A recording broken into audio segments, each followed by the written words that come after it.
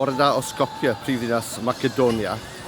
Mae'r lle mae'n eitha enwog neu'n drwg enwog ym maes cynllunio trefol a pensyniaeth, achos fel Pristina, prifddinas salw Kosovo, gafon nhw diargryn mawr, malwyd y ddinas. Felly penderfynodd y llywodraeth lleol tua 20 mlynedd yn ôl ailadeiladu ddinas mewn ffordd clasurol, ond eisiau'r peth i edrych fel Vienna neu Paris. Felly mae lot o bobl yn credu bod hyn bach yn naff, bod e ddim yn siarad dynas neithio yn credu bod e ddim yn bod yn onest gyda pwy ydyn nhw. Ond beth sydd â chi wedi lot o lluniau, cerfluniau o dynion yn ben cyffylau ac enwogion. Mae cerflun tu ôl i fi o Alexander Fawr, wrth gwrs oedd yn groegwr siwr o fod, ond unrhyw fath o groegwr yn sicr ddim yn Slav. Gwlad Slav ydi Macedonia, yr un pobl basically ar un iaith a Bwlgareg. Y Slafiad ddim wedi cyrraedd am 1000 o flynyddoedd wedyn, felly mae Groegr yn hapus.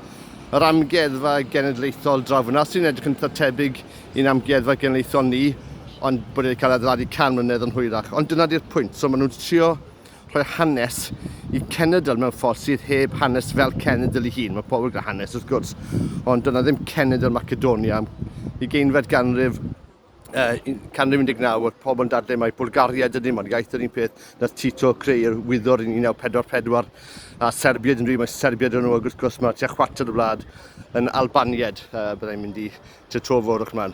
A dyna castell Skopje gyda baner ffantastig nhw, a dyma'r pensyniaeth. Felly mae gyd wedi adeiladu yn y tua 20 mlynedd diwetha.